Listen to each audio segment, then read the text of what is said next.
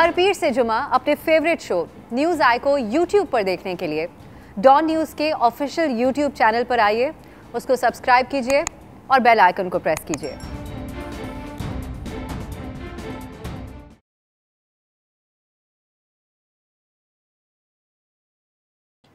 अस्सलाम वालेकुम, मैं हूं अफसा कोमल। आज हम बात करेंगे क्रिकेट की और पाकिस्तान में क्रिकेट के मुस्तकबिल के हवाले से वाबस्ता उम्मीदों की, क्योंकि वर्ल्ड कप 92 के विनर स्क्वाड के रुकन रमीज़ राजा ने चेयरमैन पाकिस्तान क्रिकेट बोर्ड की हैसियत से हलफ उठा काम शुरू कर दिया है अपना और ज्वाइन कर लिया है। रमीज़ राजा की तकर्रुरी की मंजूरी उनके दरीना दोस्त साबिक कप्तान, PCB के पेट्रन इन चीफ और वज़ीर आज़म इमरान खान साहब ने दी।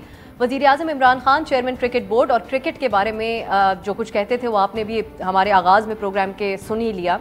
अब उन्होंने अपने 92 के विनर स्क्वाड के साथी रुकन को चेयरमैन PCB बनाया है, जिससे शायकीन क्रिकेट को उम्मीदें भी हैं और बहुत बात हो रही है इसके ऊपर। तो हम भी प्रोग्राम का आज का मौजू इसी को रखेंगे। रमीज़ राजा ने अपना प्लान ऑफ एक्शन किसी हद तक कल की प्रेस कॉन्फ्रेंस में वाज़े किया। उनकी प्रेस टॉक में उन्हें काफ़ी सख्त सवालात का सामना भी करना पड़ा और उनके प्लान ऑफ एक्शन को पजीराई भी मिली है। कल से इस पर तबसरे हो रहे हैं। रमीज़ राजा ने साबिक हेड कोच मिसबा उल हक और बॉलिंग कोच वकार यूनुस का शुक्रिया अदा किया और उनकी मेहनत और दयानतदारी पे उनका शुक्रिया अदा किया और साथ ही ये भी कहा कि ये जो इस्तीफ़े हैं उनके, ये इंतज़ाम पहली वाली जो इंतज़ामिया थी उन्होंने मंजूर किए। रमीज़ राजा ने यह कहा कि अगर मेरे पास भी ये मामला आता तो उन्हीं लाइन्स पर सोचता, यानी उनके इस्तीफ़ों को मंजूर कर लेता। इसके साथ साथ उन्होंने बताया कि आइंदा माह होने वाले वर्ल्ड कप T20 के लिए मैथ्यू हेडन और वर्नन फिलेंडर को कौमी जो टीम है उसका कोच बनाया गया है और उम्मीद जाहिर की कि दोनों बहुत अच्छा अपना इनपुट देंगे और उससे फ़ायदा होगा। एक हौसला अफजा खबर ये भी सामने आई कि डोमेस्टिक प्लेयर्स की तनख्वाहों में 1 लाख रुपए के इजाफे की फौरी तौर पर रमीज़ राजा की तरफ से मंजूरी दी गई है। आज के प्रोग्राम में हम बात करेंगे कि जो हमारे मेहमान हैं उनसे पूछेंगे कि क्या एक्सपेक्टेशंस हैं और क्या चैलेंजेस हैं नए चेयरमैन PCB रमीज़ राजा के लिए। हमारे साथ इस प्रोग्राम में मौजूद हैं senior sports journalist Abdul Majid Bhatti साहब, मिर्ज़ा इकबाल बेग साहब और अब्दुल गफ्फार हमारे डॉन के साथी रिपोर्टर हैं। बहुत बहुत शुक्रिया आप तीनों का। मिर्ज़ा साहब, आपसे मैं आगाज़ करना चाहती हूँ बुनियादी सवाल के साथ जो आज हमारा है। ये जो अपॉइंटमेंट है रमीज़ राजा साहब की, आपकी नज़र में कैसी है? क्या आपकी एक्सपेक्टेशंस हैं और ख़ासकर चैलेंजेस मैं चाहूँगी कि आप ये भी बयान करें क्या होंगे रमीज़ राजा के लिए।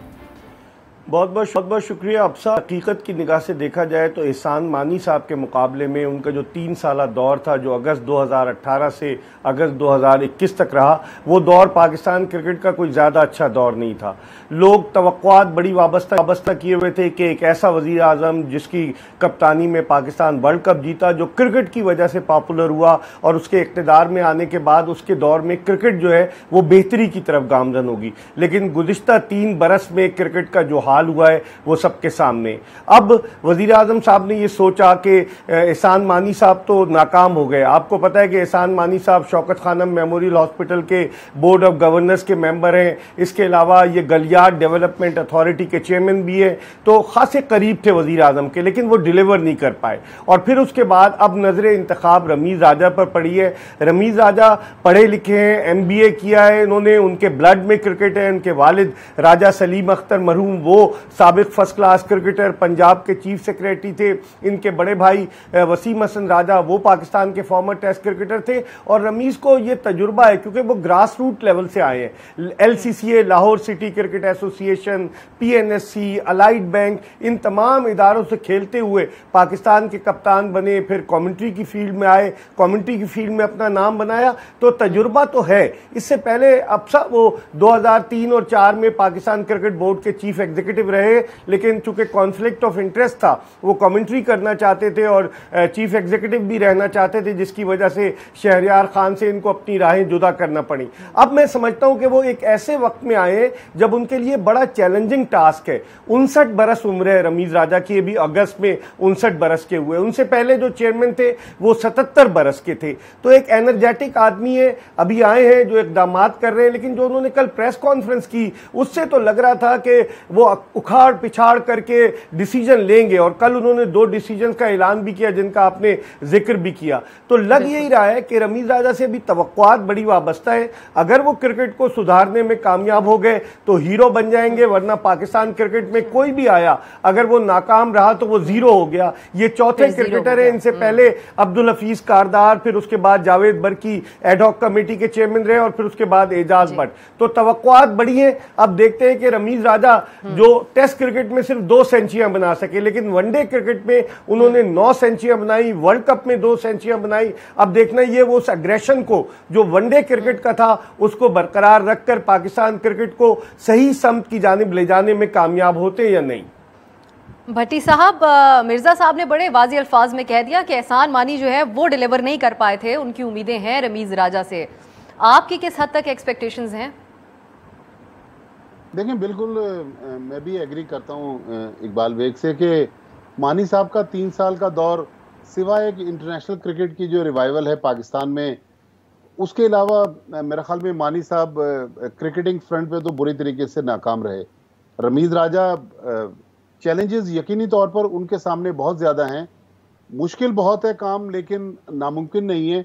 कल जिस प्रेस कॉन्फ्रेंस का आप जिक्र कर रही थी, देखें वो नॉर्मल रमीज राजा उस प्रेस कॉन्फ्रेंस में नहीं थे। उसमें थोड़ी सी इमरान खान की झलक नज़र आ रही थी, थोड़ी जो पीटीआई के मिनिस्टर्स मीडिया के साथ हेड ऑन होने की कोशिश करते हैं उसका भी अक्स नज़र आ रहा था।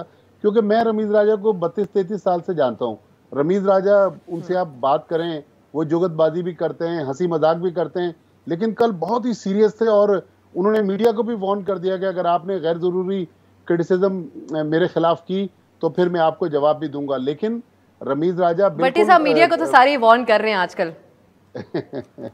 बिल्कुल, आपसे ज्यादा कौन जानता। मैं तो आपका अक्सर प्रोग्राम इस वक्त देख रहा होता हूँ, तो आपको तो बड़ा एक अपहिल टास्क फेस करना पड़ता है। देखिए, हम लोगों की नौकरी ऐसी है कि जो चाहता है इल्ज़ाम लगा देता है, लेकिन रमीज राजा पढ़े लिखे क्रिकेटर हैं। पाकिस्तान की हिस्ट्री के चंद एक ही क्रिकेटर्स पढ़े लिखे हैं, विजन उनका बहुत ज़्यादा है।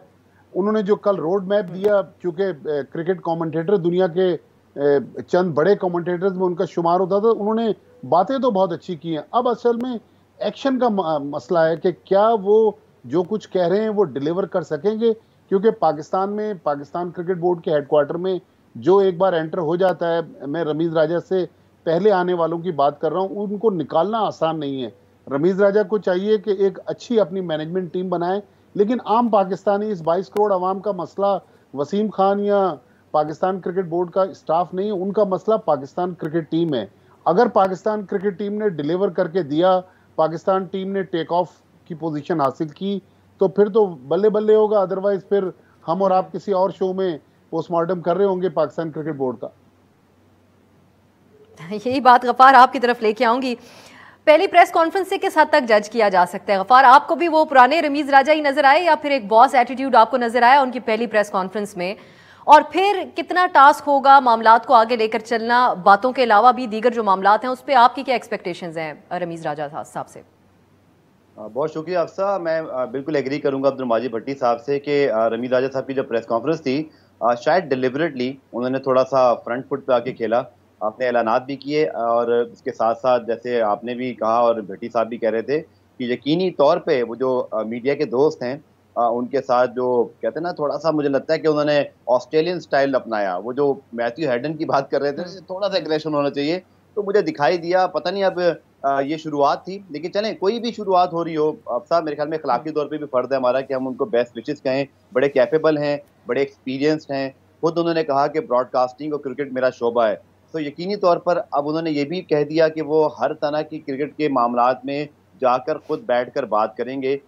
एक बैकग्राउंड ज़रूर है अब साहब जिसके ऊपर बात ज़रूर होनी चाहिए, क्योंकि उनके आने के बाद उन्होंने वादे तो कर दिया कि मिसबाहुल हक या वकार यूनुस जो है वो चले गए, ये प्रीवियस बोर्ड का डिसीजन था, या वर्ल्ड कप की सिलेक्शन में उनका कोई अमल दखल नहीं था। लेकिन आप की तरह समझती हैं कि 24 अगस्त को अगर एहसान मानी जो है वो इस्तीफा दे रहे हैं, या सॉरी उनकी मुद्दत पूरी हो रही है, और उनके आने से पहले, रमीज राजा के आने से पहले इतनी ज़्यादा तब्दीलियाँ हो जाएँ, तो ये इस बात का सीधा सीधा सबूत था कि कहीं ना कहीं जो चीज़ें हैं वो उनके आने से पहले राह हमवार हुई है।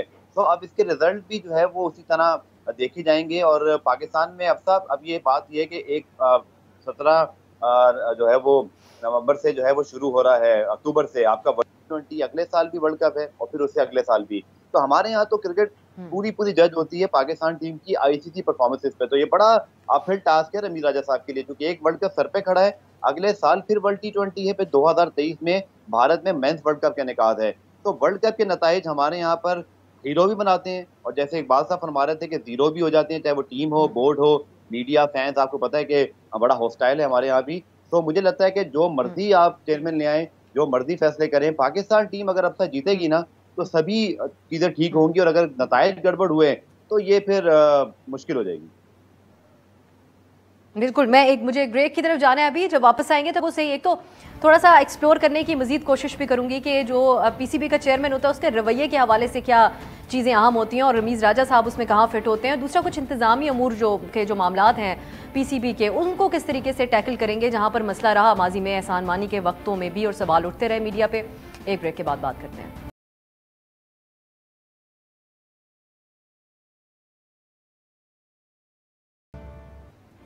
ब्रेक के बाद खुश आमदीद। हम बात कर रहे हैं आज के प्रोग्राम में क्रिकेट के हवाले से और क्रिकेट का जो मुस्तकबिल है मुल्क में उसके हवाले से नए चेयरमैन पीसीबी रमीज़ राजा की अपॉइंटमेंट के बाद। और हमारे साथ मिर्ज़ा इकबाल बेग, अब्दुल माजिद भट्टी और अब्दुल गफ्फार मौजूद हैं। भट्टी साहब, ये जो इंतमूर है रमीज़ राजा, उनको किस हद तक टैकल करने की सलाहियत रखते हैं आपकी नज़र में? देखें अफसा, वैसे तो रमीज़ राजा एक अच्छे एडमिनिस्ट्रेटर जाने जाते हैं। जब कुछ अरसे के लिए Pakistan cricket board chief executive officer रहे तो खासे अच्छे उन्होंने फैसले किए थे, स्ट्रेट फॉरवर्ड हैं, और क्योंकि बड़े क्रिकेटर भी रहे तो क्रिकेट की जो बारीकियां हैं, जो इंटरनल पॉलिटिक्स है, वो हर चीज़ को बखूबी जानते हैं। तो मेरे ख्याल में उनके लिए मामलात हल करना ज़्यादा मुश्किल नहीं है। वो इंग्लिश में कहते हैं ना कि there is a will there is a way. लेकिन अभी रिसेंटली दो बड़े वाकयात हुए। एक, आपको अगर आपने मीडिया में उसको फॉलो किया होगा कि न्यूजीलैंड की क्रिकेट टीम जो सीरीज खेलने आई हुई है, Pakistan cricket board DRS technology हासिल नहीं कर सका। डीआरएस कहते हैं डिसीजन रिव्यू सिस्टम। वो जो क्रिकेट में अक्सर आप रिप्लेस वगैरह देख रहे होते हैं आउट होने के बाद, तो डीआरएस टेक्नोलॉजी हासिल ना करना ये बहुत बड़ी मिसमैनेजमेंट है कि छोटे से छोटे मुल्क में जो मैचेस होते हैं वहाँ भी डीआरएस टेक्नोलॉजी होती है। पाकिस्तान क्रिकेट बोर्ड की इस बदइंतजामी की वजह से अब पाकिस्तान न्यूजीलैंड के मैचेस का स्टेटस चेंज कर दिया गया है। पाकिस्तान न्यूजीलैंड के मैचेस वनडे इंटरनेशनल तो हैं, T20 इंटरनेशनल भी हैं, लेकिन वनडे इंटरनेशनल जो वर्ल्ड सीरीज जो क्रिकेट वर्ल्ड कप का क्वालिफाइंग राउंड है, अब वो नहीं रहा। तो मेरे ख्याल में ये दो केसेस, एक ये डीआरएस का मामला, एक मोहम्मद हफीज का मामला, ये रमीज राजा के लिए टेस्ट केसेस हैं। कल उन्होंने प्रेस कॉन्फ्रेंस में हल्का सा जिक्र भी किया डीआरएस वाले मामले पे। उन्होंने कहा कि हमारे मुल्क में ये बदइंतजामी नहीं होनी चाहिए थी। तो मेरे ख्याल में अगर पीसीबी की गवर्नेंस को बेहतर बनाना है तो इन दो केसेस में जो भी जिम्मेदार हैं, हमारे मुल्क में ये होता है कि जो बासर लोग हैं वो बच जाते हैं, जिनकी गर्दन पतली होती है उनमें हाथ डाला जाता है। आपको याद होगा मार्च में जब कराची में पीएसएल के मैचेस कोरोना की वजह से खत्म कर दिए गए, उस वक्त भी डॉक्टर सोहेल सलीम को कुर्बानी का बकरा बनाया गया और बाकी लोग बच गए। वो रिपोर्ट कहाँ गई? वो रिपोर्ट आज तक मंजर आम पर नहीं आ सकी। हालांकि एक शौकत खानम के डॉक्टर थे, एक आगा खान हॉस्पिटल के डॉक्टर थे और काफी सीरियस किस्म के उन्होंने उसमें फाइंडिंग्स दी थी, लेकिन एहसान मानी ये आपने बड़ी इंपॉर्टेंट बात भट्टी साहब की है। मैं इसकी तफसील में भी जाना चाहती हूँ क्योंकि कल की उनकी जो बातचीत थी उसमें डायरेक्टर मीडिया के बारे में भी ढके छुपे अल्फाज में कुछ बातें थी और उन्होंने सीईओ के हवाले से भी कह दिया कि कोई ज़रूरत नहीं होती। मैं आपके तरफ वापस भी आती हूँ मिर्ज़ा साहब को, क्योंकि जल्दी जाना भी है तो मैं एक दो चीज़ें उनसे अब जान लेती हूँ। मिर्ज़ा साहब, एक तो ये बात क्योंकि अब भट्टी साहब ने छेड़ ही दी है, तो कौन से, मैं चाहूँगी कि आप तीनों बल्कि इनफैक्ट इस पर बात करें, कौन से ऐसे खिलाड़ी हैं जिनके लिए एक मुश्किल वक्त शुरू हो रहा है रमीज़ राजा साहब के आने पे, और कौन से ऐसे खिलाड़ी हैं जो उनको भी थोड़ा टफ टाइम दे सकते हैं? देखिए अफसा, खिलाड़ियों के लिए तो इतना वक्त नहीं शुरू हो रहा, लेकिन पीसीबी के ऑफिशियल्स के लिए ज़रूर वक्त शुरू हो रहा है। सीईओ वसीम खान के हवाले से कल जब सवाल किया गया रमीज़ राजा से तो उन्होंने कहा ये हमारा इंटरनल मामला है। उनका कॉन्ट्रैक्ट फरवरी में ख़त्म हो रहा है वसीम खान साहब का, और वो बर्मिंघम से आए थे। लगता है ये कि वो अपना बैग जो है वो भरना शुरू हो गए हैं, बैग को वो फिल कर रहे हैं और अपने सारे कपड़े वपड़े रखे हैं। लग यही रहा है कि उनकी दाल नहीं गलेगी और जल्दी जाना पड़ेगा। दूसरे, जिस तरह अब्दुल माजिद भट्टी जिक्र कर रहे थे डीआरएस का, तो उसके जिम्मेदार डायरेक्टर कमर्शियल पीसीबी के बाबर हामिद साहब हैं, जो सिफारिश की बुनियाद पर डायरेक्टर कमर्शियल लग गए। इससे पहले वो इस्लामाबाद यूनाइटेड से वाबस्ता थे, वहां से वो निकाले गए, एक मल्टी नेशनल कंपनी से अटैच थे, वहां से फारिग हुए, और फिर उसके बाद पिछली से पिछली पीएसएल में जो 22 करोड़ रुपए की ओपनिंग सेरेमनी हुई थी नेशनल स्टेडियम कराची में, उसके हवाले से भी लोगों ने बड़े मुख्तलिफ किस्म के खदशात का इजहार किया। फिर पाकिस्तानी टीम जब गुज़िश्ता बरस इंग्लैंड गई तो स्पॉन्सर भाग गया, स्पॉन्सर नहीं था। तो मुझे लगता है कि इन दो लोगों का सितारा ज्यादा गर्दिश में लगता है। अगर रमीज राजा इसी टीम को बरकरार रखेंगे तो इनमें और एहसान मानी में कोई फर्क बाकी नहीं रहेगा। जहां तक आपने प्लेयर्स की बात की, मोहम्मद हफीज की बात की कि मोहम्मद हफीज को तो बुलाया पिछले बोर्ड ने, बाद लोग तो इसको कॉन्स्पिरेसी थ्योरी कह रहे हैं अफसा कि रमीज राजा ने 13 सितंबर को चार्ज लिया, उससे पहले ईमेल्स जनरेट हुई, वसीम खान ने की, जाकिर खान ने की कि आप 12 सितंबर को वापस आ जाएं, जबकि इमाद वसीम को कहा गया आप 18 सितंबर को आएं। तो हफीज उस पर खासे चराग पा थे, लेकिन कल हफीज ने एक अच्छा जेस्चर शो किया, उन्होंने ट्वीट किया और रमीज राजा की पीसीबी के चेयरमैन की हैसियत से तकर्रुरी और क्रिकेटर का पीसीबी में आने का उन्होंने खैर मकदम किया। तो एक तो ये हो गया। दूसरे सीनियर प्लेयर्स का अब मुझे लग रहा है, और खास तौर पर वो लोग कि जो स्पॉट फिक्सिंग या किसी चीज में मुलविस रहे, चाहे वो मोहम्मद आमिर हो, चाहे वो शर्जील खान हो, तो मुझे उनका, चाहे वो उमर अकमल हो, मुझे उनका मुस्तकबिल कुछ ज्यादा नजर नहीं आ रहा, क्योंकि रमीज राजा का स्टैंड उनके हवाले से बड़ा एक वाजे रहा है कि वो ऐसे खिलाड़ियों को बर्दाश्त नहीं करते। तो खिलाड़ियों और फिर जो सीनियर प्लेयर्स हैं, रमीज हमेशा से कहते चले आए कि सीनियर प्लेयर्स के बजाय जूनियर्स, कल भी उन्होंने कहा कि आप इस टीम को सपोर्ट करें। तो मुझे लग रहा है कि शोएब मलिक, वहाब रियाज, सरफराज अहमद, ये सारे प्लेयर्स जो है रमीज राजा के आने के बाद शायद सिलेक्शन कमेटी इनके मुस्तकबिल का फैसला कर ले। अच्छा मिर्जा साहब, इस पे भी आप अपना कमेंट कीजिएगा। इन जनरल एक रमीज राजा साहब को देखते हुए उनका बड़ा फ्रेंडली ताल्लुक यकीनन होगा बहुत से खिलाड़ियों के साथ, लेकिन पीसीबी का चेयरमैन हो के वो रवैया जिस तरह का उनका रहता है, एक तो आप लोग मुझे करेक्ट कर सकेंगे कि कैसा उनके पॉपुलर, किस हद तक पॉपुलर है वो खिलाड़ियों के दरमियान अपने रवैये के हवाले से, और कितना फ्रेंडली होना चाहिए, कितना नॉन फ्रेंडली होना चाहिए जब आप पीसीबी के चेयरमैन की पोजीशन के ऊपर बैठे हो? बिल्कुल, आपने अफसर सही कहा। वो पहले, इससे पहले जिस तरह माजिद कह रहे थे कि बड़े फ्रेंडली थे मीडिया के साथ और मजाक भी करते थे, कभी इंटरव्यू के लिए मना नहीं करते थे, लेकिन अब वो जिस पोस्ट पर पहुंचे 36वें चेयरमैन पीसीबी के, तो लगता यही है कि अब उन्हें थोड़ा सा डिस्टेंस करना पड़ेगा। खिलाड़ियों के साथ भी हमने गैर मुल्की दौरों में भी देखा, वहां हमारा भी इंटरेक्ट हुआ रमीज राजा से, बड़े फ्रेंडली हंसी मजाक करते रहते थे, लेकिन कल उनकी टोन जो थी वो तब्दील होती हुई नजर आई। इससे लग रहा है, जिस तरह माजिद ने सही निशानदेही की, जिस तरह वुज़रा का रवैया है इस हुकूमत में, बिल्कुल ऐसे ही अग्रेसिव उन्होंने रवैया इख्तियार किया। तो मुझे लग रहा है कि आने वाले वक्त में वो अपने आप को थोड़ा डिस्टेंस करेंगे, जिसकी वजह से थोड़ी सी मुश्किलात तो हो सकती हैं, लेकिन चूंकि ये पोस्ट ही ऐसी है, इसमें अफसा पाकिस्तान क्रिकेट बोर्ड के चेयरमैन जो है वो फील्ड मार्शल भी रहे, मेजर जनरल भी रहे, लेफ्टिनेंट जनरल भी रहे, एयर मार्शल भी रहे, जजेस भी रहे, डॉक्टर्स भी रहे, ब्यूरोक्रेट्स भी रहे, सहाफी भी रहे, चार्टर्ड अकाउंटेंट भी रहे, हर तरह के लोग पीसीबी के चेयरमैन रह चुके हैं। लेकिन एज अ क्रिकेटर रमीज राजा का जो इंटरेक्शन था प्लेयर्स के साथ, अब मुझे लगता है कि थोड़ा सा डिस्टेंस वो रखेंगे। ये बड़ी दिलचस्प बात आपने कही है, और हमें भी देखने में बड़ा दिलचस्पी होगी कि किस तरीके से उनका रवैया बदलेगा। पहले उनको बड़े हम मजाक करते हुए भी देखते थे, तो अब वो बॉस बन के कैसे होंगे। बहुत शुक्रिया आपका मिर्ज़ा इकबाल बेग साहब, आपने प्रोग्राम में शिरकत की, आपने जल्दी जाना था, तो अब हम एक ब्रेक की तरफ जाते हैं। जब वापस तो भट्टी साहब से और गफ्फार से हम तफसीली तौर पर इन पहलुओं पर और दीगर भी कुछ मामलात हैं जिसका जिक्र करेंगे, खासकर अब कोचेज़ के हवाले से क्या आगे जाके मामलात बनेंगे, वो भी बात होगी एक ब्रेक के बाद।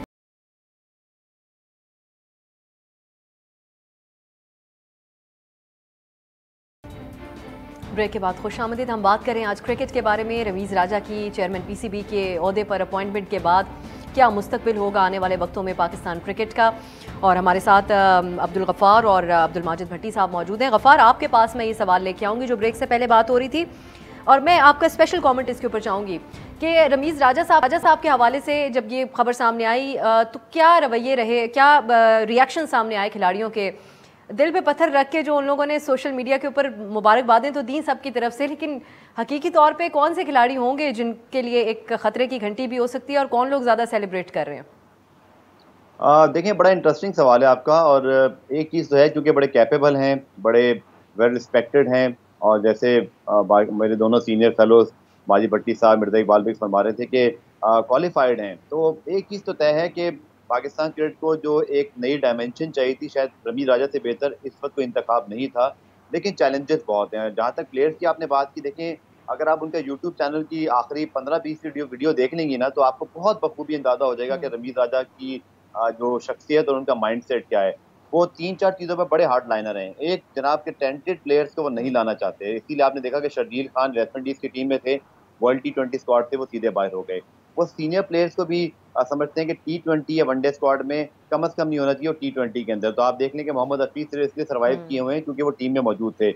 इसी तरह इनका एक और जो स्टांस रहा है वो मिसबाह उल हक के हवाले से था। मिसबाह उल हक के हवाले से वो मेरे शो में कम से कम 3 मरतबा आई थिंक 1 साल में जो मैंने उनके इंटरव्यूज़ किए, उसमें वो कह चुके हैं कि कम से कम लिमिटेड ओवर्स के अंदर मिसबाह उल हक एक अच्छा इंतखाब नहीं है। तो आप देख रहे हैं कि उनके आने से पहले मिसबाह उल हक घर चले गए। तो वो हार्ड लाइनर तो हैं, जिन चीज़ों पर उनका स्टांस मौजूद है, अब बुरे स्टांस भी नहीं है, ये भी बाय द वे याद रखने वाली बात है कि उनके स्टांस ठीक हैं। क्योंकि अपना कोई बैगेज कैरी नहीं कर रहे, बड़ा साफ शफाफ खेले हैं, कैरियर उनका शानदार रहा है, ब्रॉडकास्टिंग को समझते हैं।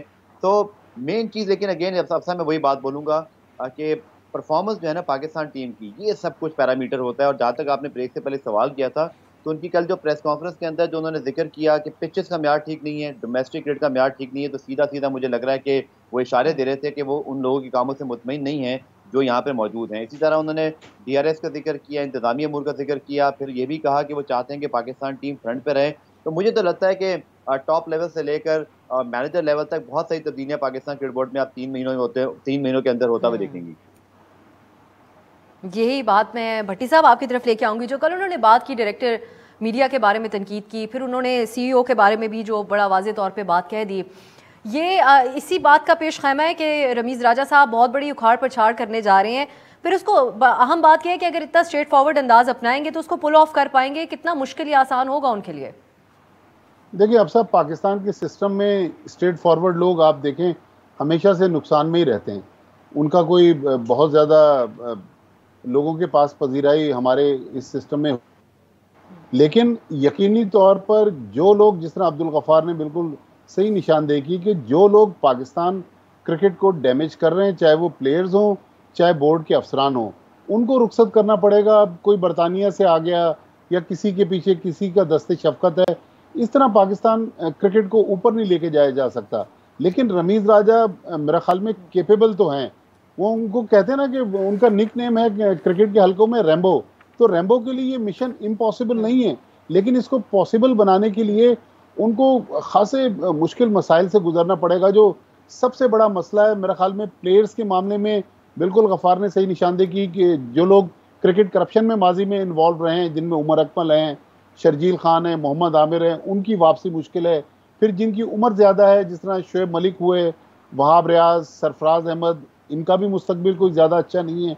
लेकिन मैं जो आप ब्रेक से पहले इकबाल बेग से सवाल पूछ रही थी, मैंने कुछ प्लेयर्स से जानने की कोशिश की 5-6 दिन पहले जब रमीज़ राजा ने लाहौर में वनडे टीम से मुलाकात की थी। तो प्लेयर्स जो बड़े प्लेयर्स जो रमीज़ राजा को अच्छे तरीके से जानते हैं, उनका कहना था कि चेयरमैन बनने से पहले तो वो फ्रेंडली थे, लेकिन उस मीटिंग में उन्होंने कहा कि हमें ऐसा लगा कि कुछ अरसे पहले जब 2019 में हम बनीगाला गए थे प्राइम मिनिस्टर साहब से मिलने, उन्होंने कहा कि उनकी कोई झलक नज़र आ रही थी, काफ़ी उनमें संजीदगी थी और काफ़ी उन्होंने स्ट्रेट फॉरवर्ड अंदाज में बहुत सारी बातें खुले डुले अंदाज में कह दी और लगी लिपटी उन्होंने किसी से कुछ रखी नहीं। तो अब ये जो अंदाज उनका नया हम देख रहे हैं, क्या वो अंदाज पाकिस्तान क्रिकेट को ऊपर लेकर जाएगा? क्योंकि प्लेयर्स जो हैं वो बज़ाहिर तो इन मामलात के आदी नहीं है हमारे मुल्क में। हमारे मुल्क में फ्रेंडली माहौल में चेयरमैन और बोर्ड के अफसरान प्लेयर से मामलात रखते हैं, लेकिन अगर प्लेयर्स के साथ सख्ती बरती जाएगी, उसके बाद क्या वो डिलीवर कर सकेंगे या मजीद प्रेशर में गिर जाएंगे? ये $1 मिलियन क्वेश्चन है। हालांकि उन्होंने ये कहा कि खिलाड़ियों को चाहिए कि वो प्रेशर को एक तरफ रखते हुए खेलें, लेकिन यकीनन मुझे दूसरी एक ब्रेक की तरफ भी जाना पड़ा और इसी बात के साथ कि ये भी देखना होगा कि इनका बदला हुआ रवैया है रमीज़ राजा साहब का, ये क्या किस हद तक वो उसको पुल ऑफ कर पाएंगे और ये चल पाएगा किस हद तक। एक ब्रेक की तरफ जाते हैं, गुफ्तगू को आगे बढ़ाएंगे एक ब्रेक के बाद।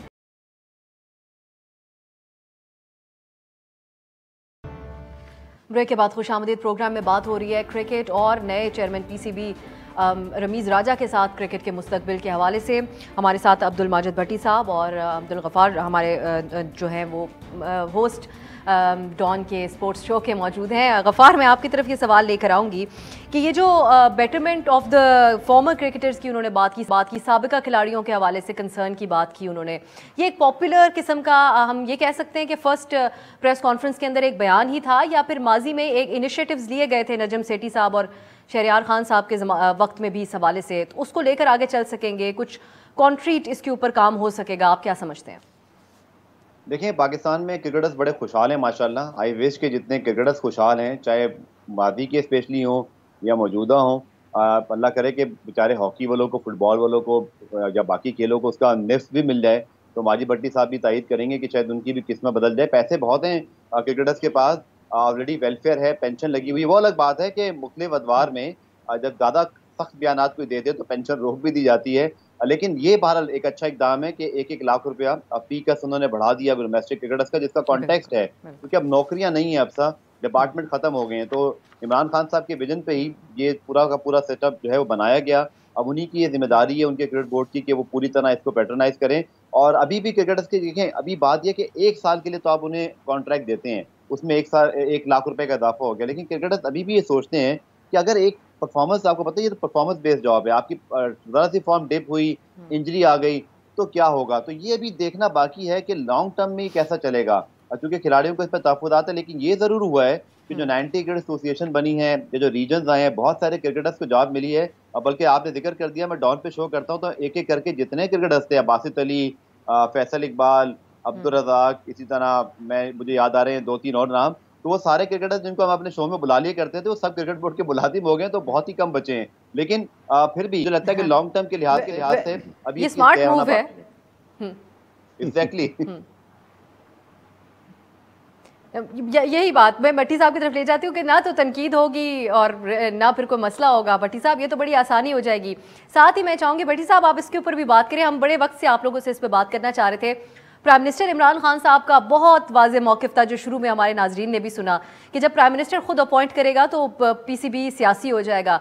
तो अब जो इस अपॉइंटमेंट के सिलसिले में हुआ है वो दुरुस्त हुआ है? देखिए, हर दौर में प्राइम मिनिस्टर की नॉमिनेशन होती थी। नवाज शरीफ साहब से पहले तक प्रेसिडेंट ऑफ पाकिस्तान के पास ये इख्तियार था, वो पैटर्न इन चीफ थे, फिर प्राइम मिनिस्टर के पास आ गया। हर दौर में हुकूमत से जिन लोगों को आशीर्वाद मिलती थी वही पीसीबी के चेयरमैन बनते थे। इमरान खान साहब के दौर में भी कोई पुरानी रिवायात को ख़त्म नहीं किया गया। एहसान मानी साहब बहुत उनके दरीना दोस्त, उनको लाया गया। अब रमीज़ राजा HSN कॉलेज में वो भी पढ़ते थे, इमरान खान साहब भी HSN कॉलेज में पढ़ते थे, दोनों लाहौर जिमखाना में एक साथ क्रिकेट खेलते रहे। और फिर पाकिस्तान टीम में भी रमीज़ ने इमरान की कप्तानी में खेला। तो नई चीज़ तो नहीं हो रही, लेकिन एक democratic setup, so called democratic setup कह सकते हैं, वैसी डेमोक्रेसी है नहीं कि आप किसी को भी उठा के क्रिकेट बोर्ड का चेयरमैन बना दें। लेकिन बहरहाल कोई नई रिवायत हमें नज़र नहीं आ रही।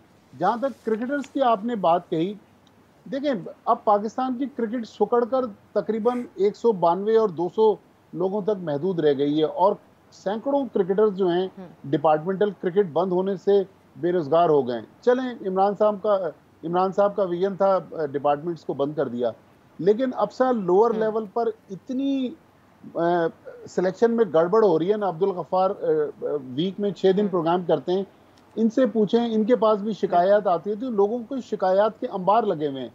तो जब हम कहते हैं कि नया पाकिस्तान, हम नया क्रिकेट कल्चर ला रहे हैं, तो मेरा ख्याल रमीज़ राजा साहब को ये जो एसोसिएशन में और उनसे लोअर लेवल में इंटर डिस्ट्रिक्ट वगैरह में सिलेक्शन में जो गड़बड़ हो रही है, जो डिजर्विंग प्लेयर हैं उनको नज़रअंदाज किया जा रहा है, मेरे ख्याल में इस पे सीरियस किस्म का उनको एक्शन लेने की ज़रूरत है। फिर जो क्लब क्रिकेट को उन्होंने कल कहा कि जो क्लब क्रिकेटर जिस क्लब से पाकिस्तान टीम में आएगा उसको हम पीसीबी बहुत सारी मराद देगा, लेकिन क्लब क्रिकेट को चलाने के लिए जो इन्होंने सिस्टम बनाया है कि उस क्लब के पास ग्रासी ग्राउंड हो, स्विमिंग पूल हो, जिम्नेजियम हो, तो मेरा ख्याल फिर तो लाहौर जिमखाना और कराची जिमखाना के अलावा बाकी तो पाकिस्तान के क्लब फारिग हो जाएंगे। ये बिल्कुल बड़ी अहम बातें आप लोगों ने की हैं इस सिलसिले में। मेरे पास प्रोग्राम में वक्त खत्म हो गया है, लेकिन ये हम बहुत सी और इशूज़ थे जिसके ऊपर बात कर आने वाले वक्तों में जैसे जैसे रमीज़ राजा किस तरीके से मामलात को लेकर चलते हैं, उनकी स्ट्रैटेजी सामने आएगी, हम लोग आपको दोबारा भी जहमत देते रहेंगे। बहुत बहुत शुक्रिया आपका अब्दुल माजिद भट्टी साहब और अब्दुल गफ्फार, आप दोनों ने तफसीली तौर पे बात की और हमारे साथ प्रोग्राम में शामिल रहे। मिर्ज़ा इकबाल बेग साहब भी। अब यही देखना होगा कि जो सिस्टम है उसको कैसे लेकर चलते हैं रमीज़ राजा साहब, और फिर सबसे बढ़कर टीम की रैंकिंग के हवाले से और जो इंतज़ामी मामलात हैं उन सब का वो किस हद तक उनके लिए एक मुश्किल टास्क होता है या आसान होता है, ये आने वाला वक्त बताएगा। आज के लिए इजाज़त दीजिए, खुदा हाफिज़।